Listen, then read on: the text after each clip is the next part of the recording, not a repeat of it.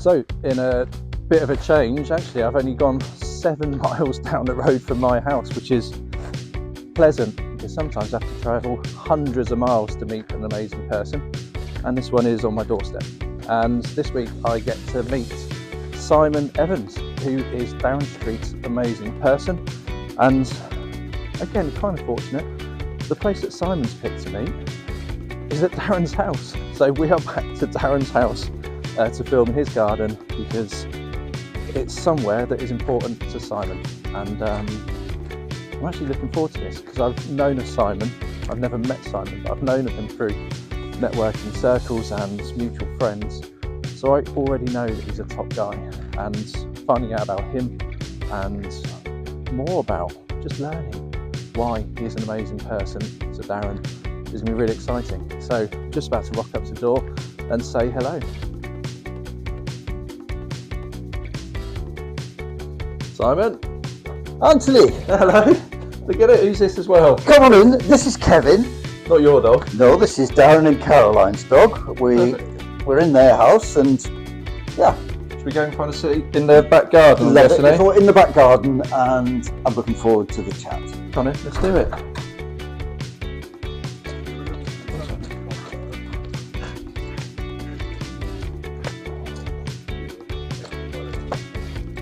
Sure, mate.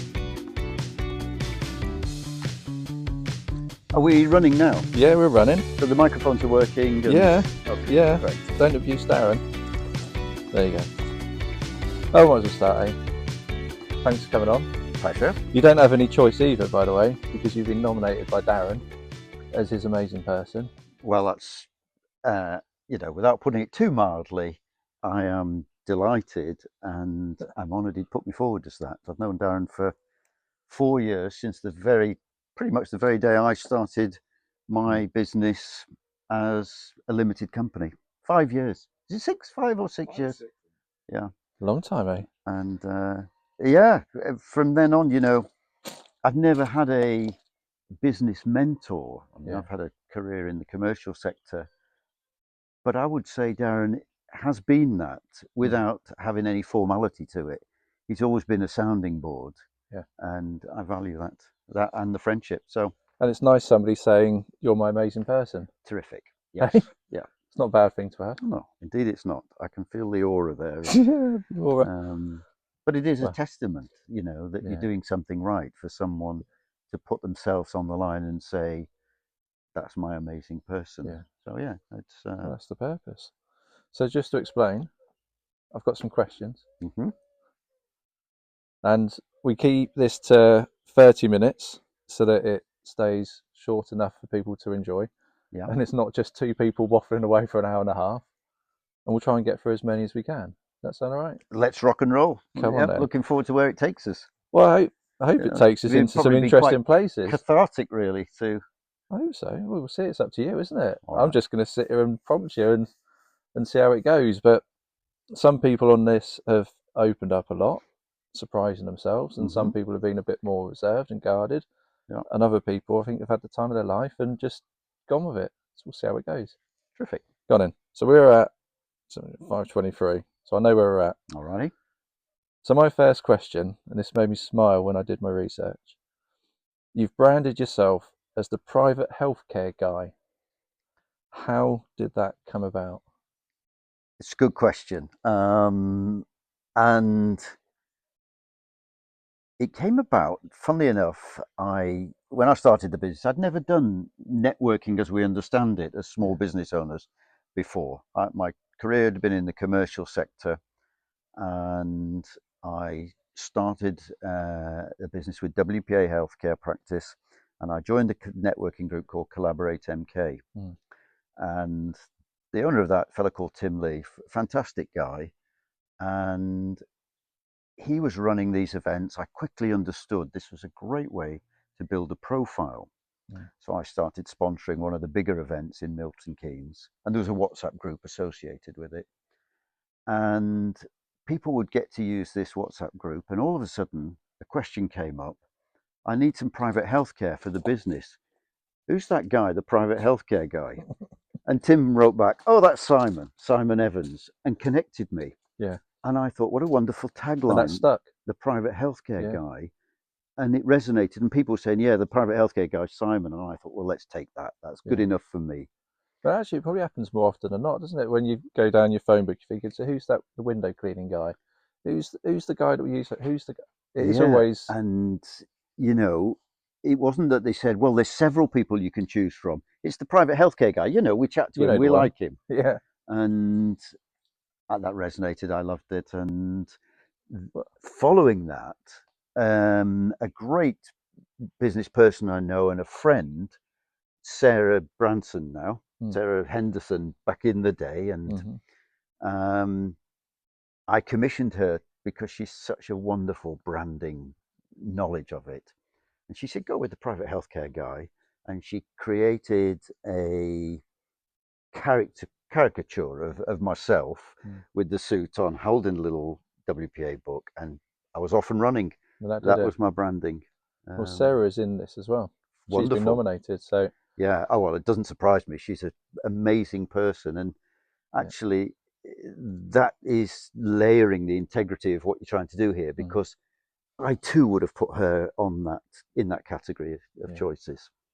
Perfect. There you go. Talking about healthcare, my next one is what drew you into healthcare and what makes you stay? So it's quite a layered subject, that. I mean, my background, I'm a chemical engineer by tertiary Mm, education, and I worked in that field and then moved towards biomedical research. So there was a connection there in the journey for cancer cures. was it? And I myself, at a younger age, got leukemia. And at the time, there was not that many drugs available to treat it. I was on Mm, interferon for a number of years, didn't really get on well with it. And then I got on a trial for a new drug, which was interferon, and it revolutionized the treatment for CML. From then on, I was on one tablet a day, no side effects. And I've probably been one of the very first persons to go on that. mm, And I'm, for all the effective purposes, I'm cured. I'm in what they call major remission. When I came out of my commercial career, because I was traveling an awful lot, I spent a lot of time in Russia, a lot of time in India. And just before COVID, I was made redundant. I didn't want to move to India. mm. And I thought, fabulous, I'll take a year off and I'll go cycling around the Cotswolds. Did you? And I And did you? and I did buy a bike, and me and a school teacher and a roofer, we were all mates from a local gym. Yeah. We had the time of our lives cycling about 30 miles a day all through the Cotswold Hills and these little villages. And I was quite prepared to do this for a year. And then I was offered a job by a Japanese company doing pretty much similar to what I was doing Mm, before. And my sister said, Simon, don't do it. You're never at home. mm, You're wandering to Terminal 5 and coming home a few weeks later. mm, And she was right. And she said, go and see my friend from school. I've known her all my life. I trust her. She's got a healthcare practice with WPA. And I said, all right, I'll go down and see her. And she said, I love the integrity of this company and I love my clients. mm. And so the answer to your question is, on the one side, I have an interest in medical conditions and how you get access to medical treatment. And I'm a great advocate of the NHS, but I'm a great advocate of alternative routes as well. That filled me with inspiration, Mm. but also the opportunity to have my own business and put those 30 plus years of business acumen into place to see, can I deliver value for my Yeah. clients? What difference can you make? What difference can I Yeah. make? Yeah, to the industry. Well, and to stay put probably for a little bit in this country, huh? Yeah, absolutely. Hey? And you know what? It's been rewarding on many levels. Not only the people I've met, but the clients I've got, and that commitment to delivering, great value and a commitment to looking after them. You mentioned about working abroad, and that's actually one of my next questions. Because when I was trying to find out, because we haven't met before, and the only way to do it is find out about you digitally, of Yeah, course. okay. And so I had a look, and so then it led me to this question to say, tell us about your time working abroad and how did the experiences, and I put Middle East and India because those are some of the places you've worked in. How has it shaped you and how you see what you do today? Uh, I think I've been very privileged in many ways through being able to travel. When Mm, you're young, traveling is fun and romantic. When you're in the business world and you're constantly traveling, it's a grind. mm, But the privilege is meeting people from different cultures. And I'll give you one great story that is in my sort of bank of wonderful business experiences. I was working with an analytical technique that would enable you to look at the genetic mutation or the signal for breast cancer. And molecular geneticists across the major hospitals and the major research facilities mm, were using a technique called denaturing gel electrophoresis, which is cumbersome and time consuming. And this technique came out, denaturing HPLC, it was called, and everybody was interested in it. And I was giving talks on it. And I was giving talks to people who knew far more about it than I did. But I had a little sweet spot of something new to share. And on one of those trips, I was in Malaysia and we gave a talk in Kuala Lumpur, and then we had to fly to East Malaysia. And we were giving a talk to a group of molecular geneticists in this hospital. And as we approached the hospital, as we approached the airport in East Malaysia, it was probably about 6 o'clock of an evening there. The plane couldn't land because there was a vehicle stranded on the airway. So we turned back and we came back. as you do. Yeah, we Yeah. came back to Kuala Lumpur. And my colleague in Malaysia, he phoned ahead back to East Malaysia and said, I'm very so sorry, we couldn't get there. The plane got there but had to come back. And they said, well, don't worry, we'd like you to get the next plane and come um, if it's not too much trouble, because we Mm. really want to hear the story. So we said, oh, okay, we can do that. So planes were going every hour. It wasn't a long flight. We went back there. And when we got to the hospital, they'd gone home and they'd each cooked a meal and brought it back. And they laid out a meal for us. We got there, I think, about 9. We ate in this wonderful company of these Malaysian people living in eastern Malaysia. Um, and at about 10 o'clock, we all got round and we shared the knowledge that they wanted to Yeah. hear.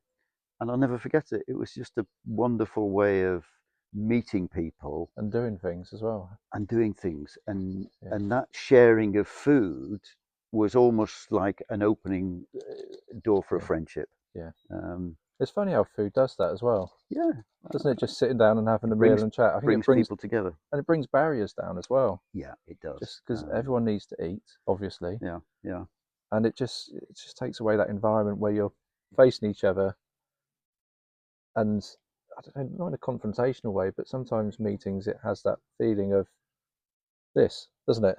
You know, yeah. your face, my face, we're talking, I'm listening, you're talking, I'm listening. Having a meal and having those breaks and just relaxing it, I think it just brings it down a little And bit. I think it's a skill set. You've got to learn to relax into the environment you're in. Mm, Another good example, I was giving a lecture in Cairo, and this was on a completely different topic. It was looking at pollution, air pollution, and chemical gases. mm. And I got there, and there was about 300 people there in this room, and I just thought, oh my God, how am I going to handle this? And mostly male in the audience. And I thought, I've got to break the ice somehow. So I said, before I start this talk that you've come here to listen to today, I said, I'd just like to make a prediction. A prediction. Oh, yeah, what's he, what's talking about? I said, I'm going to predict that Mohamed Salah will win the Ballon d'Or. And of course, they all cheered. Well, they love that, wouldn't They they? loved Yeah, it. It broke the ice. We settled down. And then we had that much more open yeah, communication. And I think coming back to your original question, it's meeting people from all different walks of life and different cultures. That's yeah. been the privilege of that journey. But I think it enhances your people skills as well, doesn't it? Because you're in those different environments and different cultures where you just learn more about them and yourself and how to deal with environments A- and different rooms. Absolutely. And, as long as your core belief is transparency, honesty, Mm. and an open sharing of knowledge, they're pretty much the bedrocks of what I've taken Yeah. into what I do now, which is providing private health insurance to the corporate sector and to individuals and families. And being a decent human being. Exactly. Leave no stone unturned, and Yeah, don't hoodwink, and don't yeah, smuggle through a policy. yeah, Make sure they fully understand yeah, and it's a good fit. yeah. And I think a good fit It's is one really of my important. mantras. If it's not right for But, you, but this is, again, you're leading nicely onto each question because then it goes to here. and you Okay, right. haven't shared the questions with me, have you? No, So no, no, no, this no. is But this great. is nice because at least it shows that I've done okay research and it's sort of what I'm asking is relevant, and you're Yeah. not going, well, why the bloody hell is he asking that? No, great. So I'm hoping this is a nice question for you as well because you've given some examples, and it is. Looking back, is there a moment where you thought, this is the work I'm meant to be doing? This is my purpose. Again, another good question. At the time when I took it on, I thought not just the fact it was linked to healthcare, Mm. but the fact it was an opportunity to make a difference to the people who've taken on the healthcare. Because if you get it right, and if they need it at that point, you've done all the right groundwork so they know what is covered, and it really is going to make a difference for them. Yeah. So it's not a transactional sale, it is providing a service that could be life changing for them. And so the responsibility of getting it right, I think that's always been in myself, that fear of getting something wrong that is momentous, or could Mm. be at some point in But that's time. because you care. Yes, I think that's a It's, simple way of saying it. but it is, isn't it? Because Yeah, if there wasn't that element, I go back to being a decent human being and having that yeah, caring side, then it wouldn't matter. It wouldn't matter as much, and it wouldn't be what would drive you, I'd say. yeah. No, I think that's fair. I'm from a big family. We're all very close, and that's been in our DNA as we've all grown up, Mm. through the years. And hopefully I've instilled that through to my kids. You'd hope so, eh? Yeah. I'm smiling because I've just seen a word that's on the next question, which is care. So this is flowing really nicely. Hmm. What I'd ask is, in private healthcare, 'cause that's what you're known as now, you're often dealing with people in deeply personal and sometimes vulnerable situations. So how do you navigate that with care? Well, first and foremost, it's laying out in front of them, before you delve into any medical conditions, the Mm. fact that it's private and confidential, and they have to have that confidence and trust in you from a very quick perspective. They've many of my clients have only met me 2 or 3 times, and I'm saying, you're going to have to give me some indication of your medical conditions, because I'm going to tell you, will you be covered or will you not be covered? And from that conversation, is it good value for you, or is there an alternative route you can take? Mm. And often we'll use that word empathy, but it is very much letting them feel comfortable sharing that with you. And without that, I wouldn't be able to offer a policy for them, because they may not know exactly what they're buying. But that's a skill as well, isn't it? That comes with a lot of years and experience and just knowing people, I think it does. I think it comes, understanding people. Sorry. yeah, I think it comes with time, and it comes with an ability to relax and listen, Mm. and not try and share what it is you do too quickly, but let them tell you why. Why we're asking you, Simon, to come and tell us about private medical care. Why do you want it? What's the driver? Yeah, and that's the starting point, really, of getting a good fit for that client. Yeah. And can you? This flow's lovely. I'm going to keep smiling because sometimes I have to jump between questions, but I'm just going in order because it's going nicely. Great. So the next one, sort of touched on, is can you share a story of someone, no names, Mm-hmm. but someone that you helped that really stuck with you? So there's two verticals in my business, really. There is individuals and families, and there are corporates and businesses, and the drivers are very different. In the corporate, it might be making sure you're retaining your talent and bringing the right people into the business by laying the employee engagement. With the families, it's very much a case of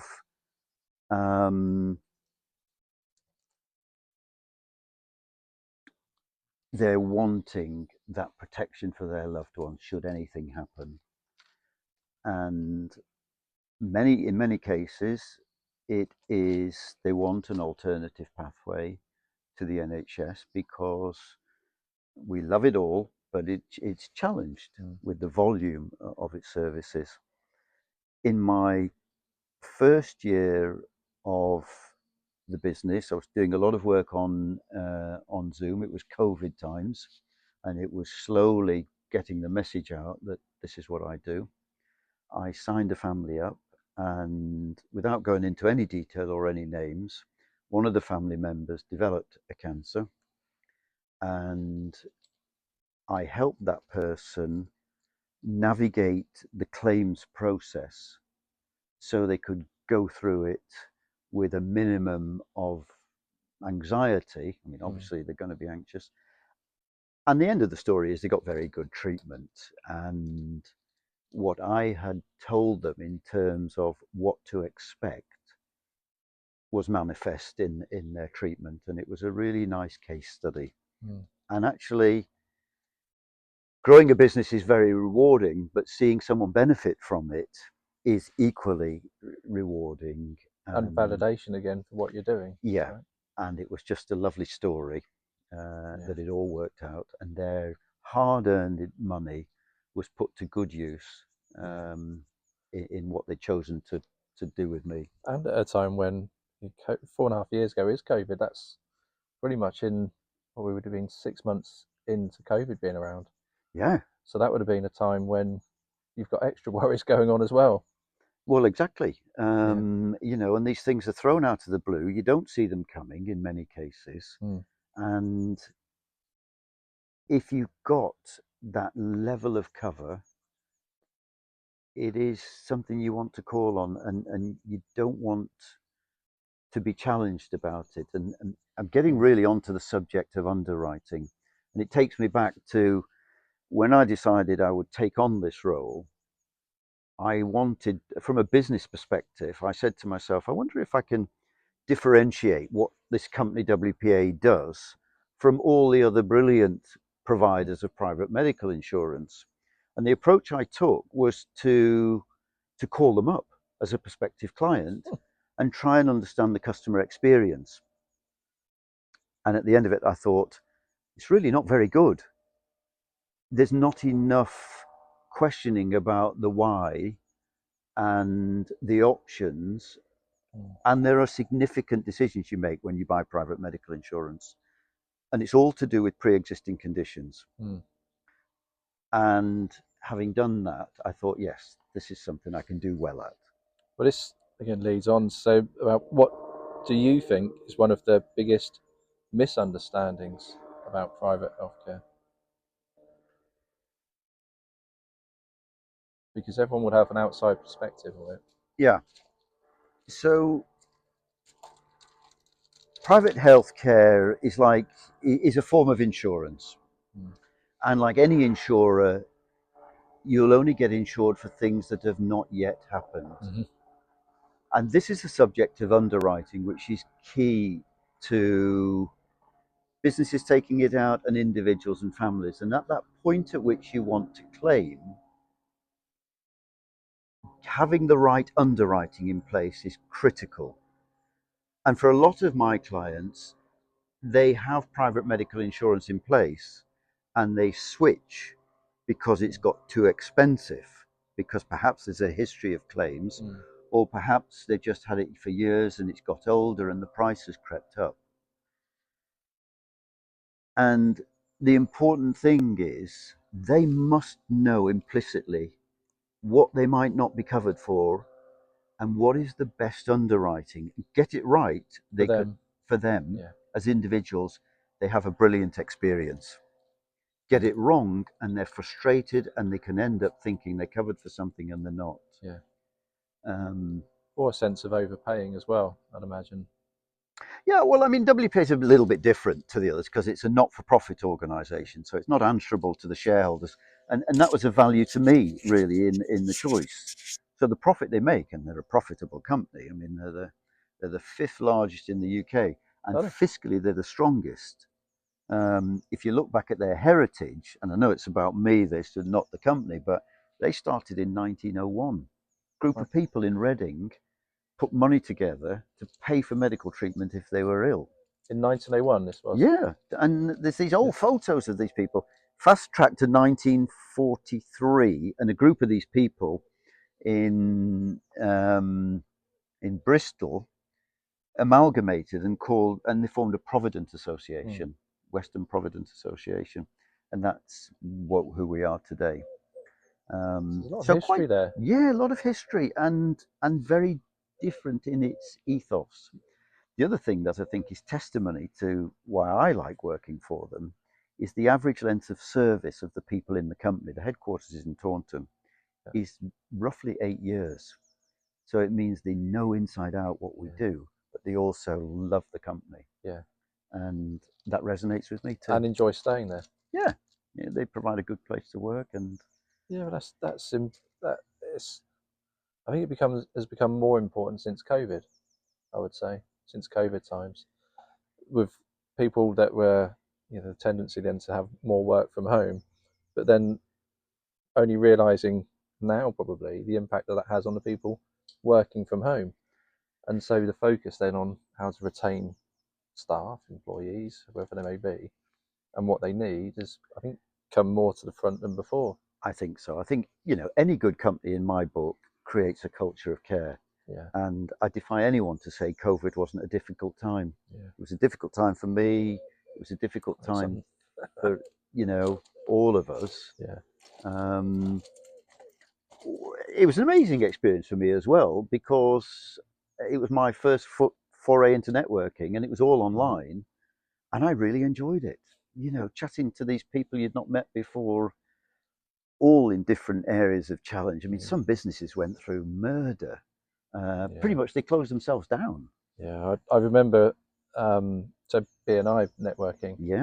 And I was the president, so the person running the meetings, and it almost became more half business, half therapy, because people's businesses, their livelihoods were on the line at that time.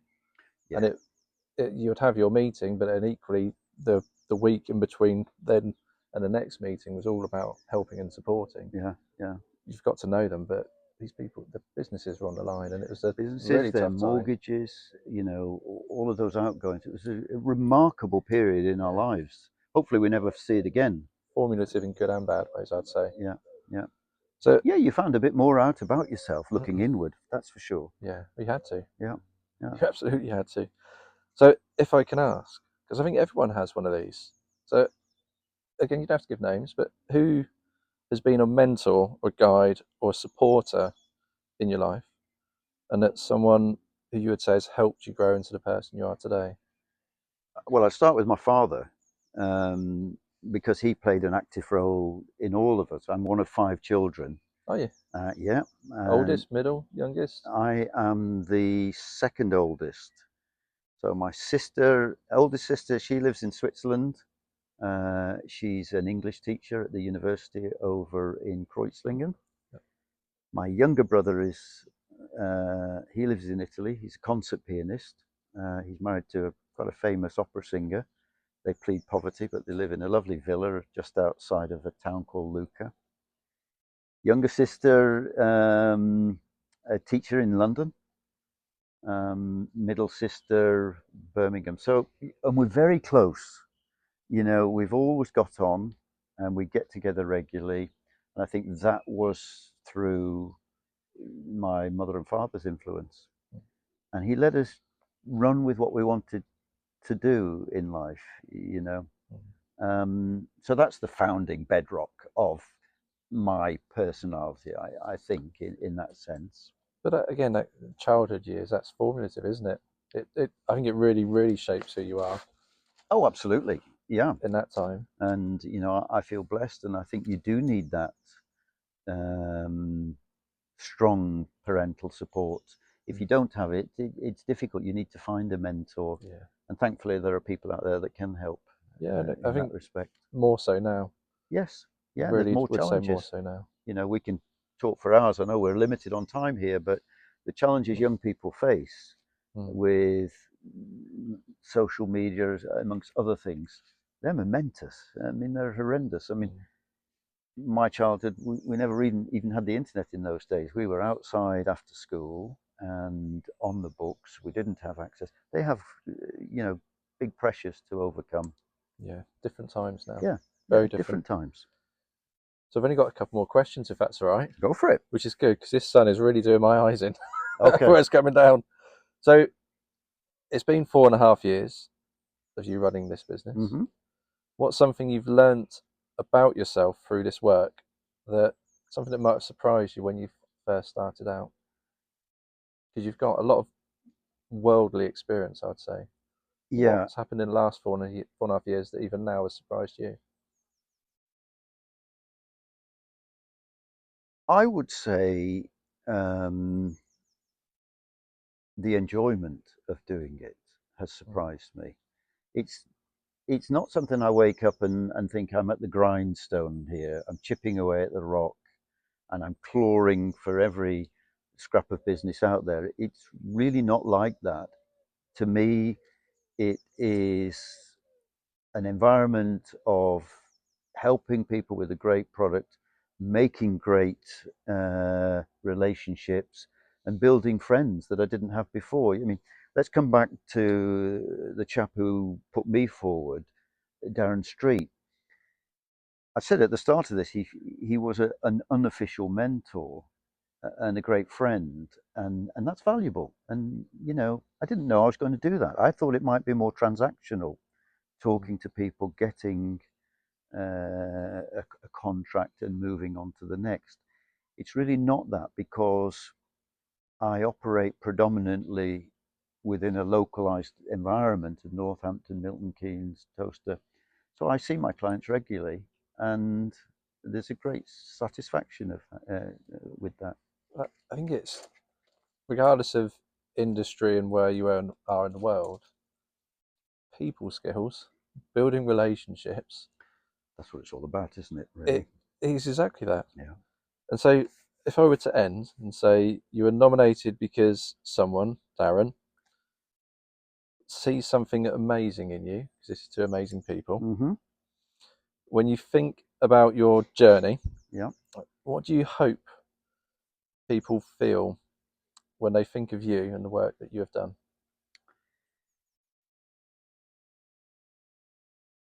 Because it's shining light on amazing people. Yeah. And amazing people generally have this big mirror and they reflect everything that comes their way. Well, they feel uncomfortable when it's saying nice things about you. Yeah. I hope they would say, um, I've enjoyed knowing Simon and meeting him. I trust him implicitly in what he does, and I I hope they would say I would openly refer Simon to my closest contacts, because I know he would treat them with the respect I would treat them. Mm. So I think that can be summed up in integrity, care, and responsibility. Yeah, perfect. We can end on that. Okay. So, What about my two people? Do you want well, we've also got two bits actually to finish on. Um, how the people watching can help you, because the whole purpose of this, and what I set out to achieve, was to shine a light on amazing people and to generate, starting from zero, £100 million of business for these amazing people off the back of the podcast. So, how can people watching help you to grow your business? great? Not others, Yeah, yeah. you. Well, if people hear the sound bites in conversation with their colleagues and contacts in the corporate sector, for instance, I'm looking to retain my talented staff. I want to bring the right people into the business, or my private health I've got is, I'm not sure it's fit for purpose anymore. If they introduce me to those clients, my commitment is to offer full transparency and put together an alternative and go through it with them to see if it indeed creates value for them or offers something more beneficial. Mhm. I operate in a sort of in a consultancy role as opposed to selling a policy um, through a brief introduction and a quote. It's a more holistic approach to make sure it's a perfect fit. And then I know it's a cliche, but it is a win-win. Yeah, I'm all about the win-wins, by the way. Um, Yeah. all companies are looking at private health insurance or cash plans. I make it affordable because it's Hmm. not one policy fits all, it's tiered, there's multiple levels, and it takes time to get the right fit rather than Hmm. throwing over a policy that works for a two-man company and a 300-man company. That's not the way to do it. So any So introductions there will be treated with care and with integrity. perfect. So on that note, care and integrity. This is proving, I think, more tricky as we go through about asking for your two amazing people Mm-hmm. and who you would nominate, and if you know they are, the reasons for who they are, but also the reasons for why you would nominate them. Yeah. Have you got two people in mind? I've got two people in mind, and they're from different points of my 4.5 year journey. The first person I'd like to nominate is a lady I networked with in my first networking group, a lady called Cam Chauhan. Cam is a lovely person and she is fun, she is intelligent, she's got a lot of things that she's passionate about. Mm, And when she talks about them, she lights up and it's infectious in a great yeah. way. She's also connected to communities through her deep passion for charity work and supporting them. So Cam would be one I'd be happy to put forward with because she's a super person, she's a friend, and I trust her with almost anything that is important to me. I've met Cam before. Talk about meals. We shared a meal. Strangely enough, Yeah, I'd met yeah. her once, and we went out for a meal. And there was only four of us. Yeah, really nice person. In that one meeting, Yeah, lovely. I just connected as a friend so Yeah, quickly. And, you know, Darren, myself, and Cam, we regularly got together in those early days when we could, yeah. and we built that friendship. So Perfect. Cam would certainly be one I'd be really proud to put forward. My second person is someone I met probably about a year into my venture as a small business owner. It's a gentleman by the name of Tim Lee. Tim is the founder of Collaborate MK, probably the largest networking group in Milton Keynes and surrounding areas. He reached a milestone recently of over 300 members from all business areas, and I think he embraces a lot of the values I hold close. He cares about all the businesses who are in his network, from the very smallest to those that might be struggling to those that are growing. And what he's created is amazing. It is a collaboration, it is a connection group, it's a friendship group, and it's a support group. I have a personal friendship with him. He's great fun. He's got a sense of humour, Occasionally he's known to buy a drink. That's not fair, he does. But he is a wonderful person and someone I trust implicitly in business. He'd be a great person. So I'll put Tim Lee forward. Oh, he's your amazing person. Yeah. Perfect. Should we end on that? Yeah, perfect. Thank you very much. So that was Simon's episode, and I think you'd agree with me that now we are a few episodes into recording to amazing people, that it might seem obvious, these people are amazing. They're nice, they're kind, they're generous, trustworthy, likeable. It's no wonder they're nominated as amazing people, and I think it makes it easy for me to be able to say, if you want to reach out and connect with these people, you won't be disappointed in the conversations that you have with them. And the purpose of doing this is to shine a light on amazing people, and I just hope that you get to see that in the episodes that you're watching, and I hope that's no different with the episode you just watched with Simon. So please do keep on supporting, sharing, liking, commenting, and hopefully we can make a positive difference for them, and especially for this week for Simon's episode. Just want to say thank you for supporting, and please keep on watching.